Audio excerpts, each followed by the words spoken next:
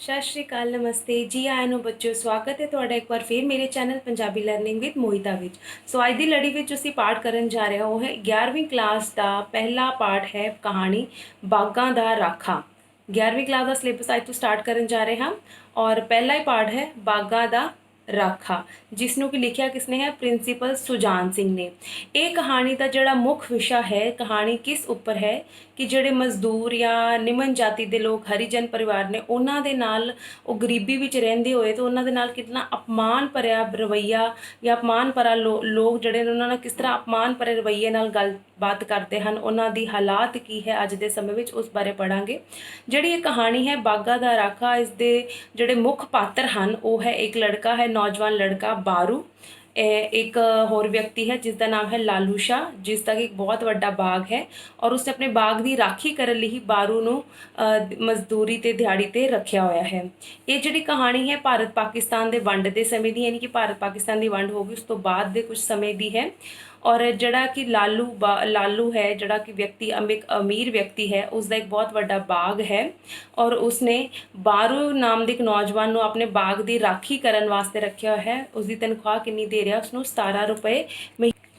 सो जिहड़ा लड़का बारू है उसका एक वड्डा भरा है जिहड़ा कि शहर विच पांडी का काम करता है, जिहड़े कि अपने पिठ ते भार चुक के ढोंदे हैं या भार नूं खिच के किते इधर उधर करते हैं, उसका काम करता है। यानी कि बहुत हालत उन्हां दी आर्थिक हालत बड़ी कमज़ोर है, घर विच पैसे की बहुत तंगी है। बारू की अपनी जिहड़ी तनख्वाह है वो 17 रुपए महीना उसनूं मिल रही है अते जिहड़ा उसका मालिक है लालू शाह वो भी बड़ा अखड़ सुभाਅ दा है, उस दे नाल बारू नाल कोई हमदर्दी नहीं करता।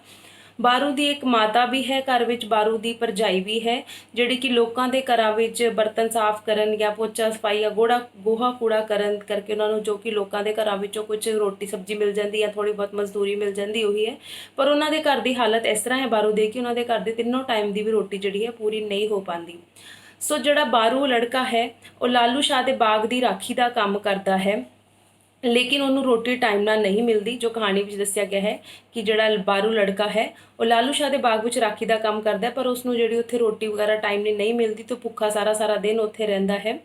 जिहड़ा बाग उस विच लुकाठा एक फल हुंदा जिहड़ा कि बहुत सारा लग्या होया है, तो एक दिन उसनों बड़ी भुख लगी तो उसने लुकाठा ही किन्नियां सारियां खा लिया।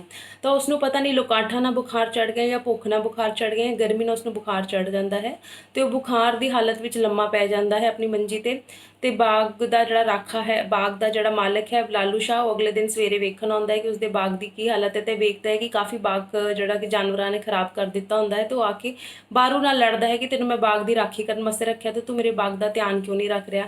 तो लालू जिहड़ा बारू है वो पता नहीं बुखार विच जिस तरह बुखार बहुत तेज़ है उस करके वो लालू शाह दे नाल काफ़ी गलबात गलत तरीके ना कर जाता है, बहस बसाई काफ़ी हो जाती है, जिस विच जिहड़ा कि लालू शाह नूं गुस्से विच आके उसनूं उसकी नौकरी तो कढ़ दिंदा है। बारू भी अपना गुस्से में आके बिस्तरा चुक के अपनी मंजी चुक के उतों तुर पैंदा है, रस्ते में जाता है तो रस्ते में उसनों कुछ शहर के पढ़े लिखे क्लर्क वगैरह जा रहे होंगे, उसनों पूछते हैं बई तू कित्थे चलिया है, तो बारू उसनों दसदा है बई मेरे नाल इस तरह जिहड़ा मेरा मालिक है बहुत गुस्से च बोलिया है, मैनूं माँ भैन दी गालां कड्डियां इसलिए मैं जा रहा हाँ। तो उसनों सारे समझाते हैं कि भी तू बुखार विच तेन जिहड़ा तेन बुखार विच बोल गया होएगा। फिर जो बारू घर जाता है अपनी माँ को, अपनी माँ नूं जाके दसदा है कि मैं नौकरी छड्ड के आ गया हाँ। तो माँ पुछदी है नौकरी किहड़ी गल्लों छड्ड के आया, तो माँ नूं समझाता है कि माँ मैं नौकरी इसलिए छड्ड कि जिहड़ा मेरा मालिक है मैनूं बहुत बुरियां भलियां गालां कड्डदा है। तो उसकी माँ नूं भी पता है कि पैसे की जरूरत किन्नी है, तो अपनी माँ भी अपने बेटे ने समझाती है कि गालां ना तेरी किहड़ी लत्त टुट गई सी, तू एक कंन चों सुन के दूजे कंन चों बाहर कढ़ दिंदा, पर अपनी नौकरी छड्ड के तेनों नहीं आउणा चाहीदा सी क्योंकि तेनों पता है कि घर की हालत कितनी खराब है। और नाल ही माँ दसदी कि तेरे भरा नूं भी शहर विच कोई काम नहीं या मजदूरी नहीं मिल रही क्योंकि दिहाड़ी मजदूरी कर रहा है उसनूं नहीं मिल रही, तो घर विच तां रोटी भी नहीं बन रही, तो तू नौकरी छड्ड के क्यों आ गया है। तो माँ उसनूं फिर समझाउंदी है कि तू वापस अपनी नौकरी ते मुड़ वापस। बारू अपनी माता की गल नूं मन के अपनी माँ की गल नूं समझ के अपना बिस्तरा बुस्तरा चुक के अगले दिन फिर बाग की राखी वास्ते चला जाता है, उत्थे बाग की राखी करता है। तो उस बाग का मालिक जो फिर आके देखता है कि बारू मुड़ वापस आ गया, तो उसनों आके कहता है लालू शाह कहता है कि हुण तेरी अकल टिकाने आ गई है, हुण वापस आ गया है। तो बारू जिहड़ा कि लड़का भोला है बेचारा दसदा है कि मेरी माँ ने मैनूं यही गल की सी कि गालां ना किहड़ी तेरी लत्त टुट गई सी, तो एक कंन चों सुन के दूजे कंन चों बाहर कढ़ दे, लेकिन नौकरी ना छड्ड गया क्योंकि नौकरी की जरूरत है इसलिए मैं आ गया हाँ। ਤੇ ਉਹ ਜਿਹੜਾ ਮਾਲਿਕ ਹੈ ਉਹ ਹੋਰ ਅੱਖੜ ਸੁਭਾਅ ਦਾ, ਉਹ ਇਹ ਨਹੀਂ ਸਮਝਦਾ ਕਿ ਵਿਚਾਰਾ ਭੁੱਖਾ ਹੈ, ਇਸਨੂੰ ਮੈਂ ਰੋਟੀ ਦੇ ਦਾਂ ਜਾਂ ਕਿਸੇ ਤਰ੍ਹਾਂ ਇਸ ਦੇ ਪਰਿਵਾਰ ਦੀ ਮਦਦ ਕਰਦਾ। ਉਸਨੂੰ ਹੋਰ ਉਹ ਔਖਾ ਭਲਾ ਬੁਰਾ ਭਲਾ ਬੋਲਦਾ ਹੈ, ਗਾਲਾਂ ਕੱਢਦਾ ਕਿ ਹਾਂ ਮੇਰੇ ਬਾਗ ਦੀ ਚੰਗੀ ਤਰ੍ਹਾਂ ਰਾਖੀ ਕਰ, ਨਹੀਂ ਕਰੇਗਾ ਮੈਂ ਤੇਰੀ ਨੌਕਰੀ, ਜੇ ਤੇਰੀ ਤਨਖਾਹ ਚੋਂ ਪੈਸੇ ਕੱਟ ਲਾਂਗਾ, ਉਸਨੂੰ ਬਹੁਤ ਕਹਿੰਦਾ ਹੈ। ਅਗਲੇ ਦਿਨ ਜਿਸ ਦਿਨ ਬਾਰੂ ਬਾਗ ਦੀ ਰਾਖੀ ਕਰਨ ਲਈ ਤੜਕੇ ਸਵੇਰੇ ਚਲੇ ਗਿਆ ਸੀ, ਉਸ ਦਿਨ ਉਸਦੀ ਭਰਜਾਈ ਨੇ ਕਿਹਾ ਸੀ ਕਿ ਉਸਦੀ ਭਾਬੀ ਕਹਿੰਦੀ ਕਿ ਮੈਂ ਖਾਣਾ ਲੈ ਕੇ ਆਵਾਂਗੀ, ਲੇਕਿਨ ਨਾ ਤਾਂ ਉਸਦੇ ਘਰੋਂ ਉਸਦਾ ਸਵੇਰ ਦੀ ਰੋਟੀ ਆਈ ਹੈ ਨਾ ਦੁਪਹਿਰ ਦੀ ਰੋਟੀ ਆਈ। ਉਸਨੂੰ ਫਿਰ ਵਿਚਾਰੇ ਨੂੰ ਭੁੱਖ ਬੜੀ ਲੱਗਦੀ ਹੈ, ਤਾਂ ਭੁੱਖ ਕਰਕੇ ਉਹ ਬਾਗ ਦੇ ਜਿਹੜੇ ਲੁਕਾਠਾ ਫਲ ਲੱਗਿਆ ਹੋਇਆ ਹੈ ਉਹੀ ਜ਼ਿਆਦਾ ਸਾਰਾ ਖਾ ਜਾਂਦਾ ਹੈ। ਸ਼ਾਇਦ ਉਸੇ ਨਾਲ ਉਸਨੂੰ ਫਿਰ ਬੁਖਾਰ ਚੜ ਜਾਂਦਾ ਹੈ।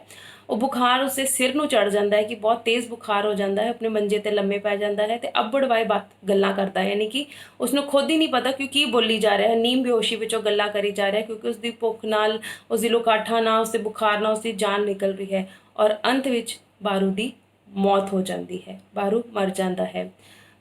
ਕਹਿੰਦੇ ਬਾਰੂ ਮਰ ਗਿਆ, ਉਸ ਤੋਂ ਬਾਅਦ ਜਿਹੜਾ ਬਾਗ ਵੀ ਕਹਿੰਦੇ ਕਿ ਉਜੜ ਗਿਆ। ਬਾਗ ਕਿਹੜਾ ਉਜੜ ਗਿਆ? ਇੱਕ ਤਾਂ ਬਾਰੂ ਵੀ ਮਰ ਗਿਆ, ਉਸਦੇ ਘਰ ਦੇ ਮਾਤਾ ਪਿਤਾ ਤਾਂ ਉਸਦਾ ਮਾਂ ਦਾ ਬਾਗ ਉਜੜ ਗਿਆ ਔਰ ਇੱਥੇ ਲਾਲੂ ਸ਼ਾਹ ਦਾ ਵੀ ਬਾਗ ਉਜੜ ਗਿਆ। ਉਸਦੀ ਭਰਜਾਈ ਜਦੋਂ ਰੋਟੀ ਲੈ ਕੇ ਆਉਂਦੀ ਹੈ ਫਿਰ ਦੇਖਦੀ ਹੈ ਕਿ ਬਾਰੂ ਤਾਂ ਜਾ ਚੁੱਕਿਆ ਹੈ। ਤਾਂ ਇੱਥੇ ਕੀ ਸਮਝਿਆ ਜਾ ਸਕਦਾ ਹੈ ਕਿ ਬਾਰੂ ਦੀ ਜਿਹੜੀ ਮੌਤ ਸੀ ਆਪਣੇ ਆਪ ਹੋਈ ਜਾਂ ਇਸਦੀ ਇਹ ਇੱਕ ਹੱਤਿਆ ਸੀ? ਇਹ ਇੱਕ ਹੱਤਿਆ ਹੀ ਮਾਨੀ ਜਾਏਗੀ ਕਿਉਂਕਿ ਉਸਦੇ ਮਾਲਕ ਨੂੰ ਪਤਾ ਵੀ ਸੀ ਕਿ ਉਸਦੀ ਘਰ ਦੀ ਹਾਲਤ ਕਿੰਨੀ ਖਰਾਬ ਹੈ। ਉਸਦਾ ਚਾਹੁੰਦਾ ਤਾਂ ਉਸਦਾ ਥੋੜਾ ਉਸਦੀ ਭਲਾਈ ਕਰ ਸਕਦਾ ਸੀ, ਉਸकी ਮਦਦ ਕਰ ਸਕਦਾ ਸੀ, ਪਰ ਉਸਨੇ ਇੰਜ ਦਾ ਕੰਮ ਨਹੀਂ ਕੀਤਾ। ਸੋ ਅੰਤ ਬਾਰੂ ਦੀ ਮੌਤ ਹੋਣ ਤੋਂ ਬਾਅਦ ਵਿੱਚ ਉੱਥੇ ਲੋਕ ਬਹੁਤ ਸਾਰੇ ਇਕੱਠੇ ਹੋਏ। ਲੋਕਾਂ ਨੇ ਸੋਚਿਆ ਕਿ ਕੋਈ ਡਾਕੂ ਆ ਕੇ ਸ਼ਾਇਦ ਮਾਰ ਗਿਆ, ਪਰ ਅਸਲ ਵਿੱਚ ਡਾਕੂ ਕੌਣ ਸੀ? क्वेश्चन आ सकता है पेपर में कि असली डाकू कौन सी? असली डाकू ये समाज है, वो लालू शाह है, ये ਜਿਹੜੇ ਉੱਚ ਜਾਤੀ ਦੇ ਲੋਕ ਜਿਨ੍ਹਾਂ ਕੋ ਪੈਸਾ ज़्यादा है ਉਹ ਹੈ ਅਸਲੀ ਡਾਕੂ ਜਿਹੜੇ ਇਹਨਾਂ ਲੋਕਾਂ ਦੀ ਗਰੀਬਾਂ ਦੀ ਕੋਈ ਮਦਦ ਨਹੀਂ ਕਰਦੇ। ਸੋ ਬਾਗ ਉਜੜ ਚੁੱਕਾ ਸੀ, ਬਾਰੂ ਜਾ ਚੁੱਕਾ ਸੀ। ਸੋ ਇਹ ਕਹਾਣੀ ਸੀ ਬਾਗਾ ਦਾ ਰਾਖਾ, ਜਿਸ ਦੀ ਕਿਸਨੇ ਲਿਖੀ ਹੈ? ਪ੍ਰਿੰਸੀਪਲ ਸੁਜਾਨ ਸਿੰਘ ਨੇ। ਸੋ ਉਮੀਦ ਕਰ ਰਹੀ ਹਾਂ ਤੁਹਾਨੂੰ ਇਹ ਕਹਾਣੀ ਬਾਗਾ ਦਾ ਰਾਖਾ ਚੰਗੀ ਤਰ੍ਹਾਂ ਸਮਝ ਆ ਗਈ ਹੋਏਗੀ, ਪਰ ਫਿਰ ਵੀ ਜੇ ਕੋਈ ਚੀਜ਼ ਰਹਿ ਗਈ ਜਾਂ ਚੀਜ਼ ਨਹੀਂ ਸਮਝ ਆਈ ਤੁਸੀਂ ਮੈਨੂੰ ਕਮੈਂਟ ਬਾਕਸ ਵਿੱਚ ਲਿਖ ਦਿਓ, ਮੈਂ ਉਸਨੂੰ ਦੁਬਾਰਾ ਹੱਲ ਕਰਨ ਦੀ ਕੋਸ਼ਿਸ਼ ਕਰਾਂਗੀ। ਸੋ ਹੁਣ 11th ਕਲਾਸ ਦਾ ਸਿਲੇਬਸ ਕੰਟੀਨਿਊਟੀ ਵਿੱਚ ਚੱਲੇਗਾ। ਇਸ ਤੋਂ ਬਾਅਦ ਅਗਲੀ ਇਸ ਦੀ ਜਿਹੜਾ ਵੀ ਸਿਲੇਬਸ 'ਚ ਪਾਰਟ ਹੈ ਉਸਦੀ ਐਪੀਸੋਡ ਵੀਡੀਓ ਬਣਾ ਕੇ ਪਾ ਦੇਵਾਂਗੀ। ਤੁਸੀਂ ਉਸਨੂੰ ਜ਼ਰੂਰ ਲਾਈਕ ਕਰਨਾ, ਕਮੈਂਟ ਕਰਨਾ, ਸ਼ੇਅਰ ਕਰਨਾ। ਧੰਨਵਾਦ।